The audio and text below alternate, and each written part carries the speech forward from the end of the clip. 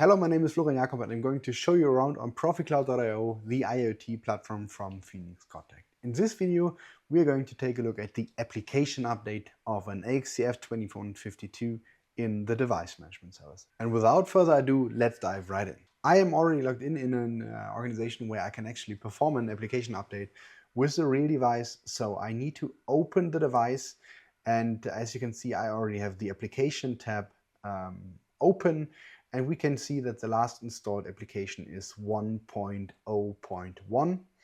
And the good thing about that is that in the whole transparency over here shows me already the previous updates. I can actually see, and I can see all the state that it was going through. And let's see if everything works as intended when we are doing an application update. So I'm going to click on this button. I'm going to via drag and drop will be just using the 1.0.3, upload it to ProfiCloud and click on install application, and let's see if everything is working. This might take a while. As you can see, the single step are showing that the installation now, and there you go, you have seen it. The installation now is successful.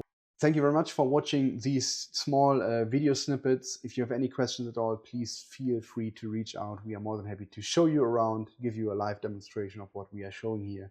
And we are very curious about your use cases, so please reach out. Have a good day. Bye-bye.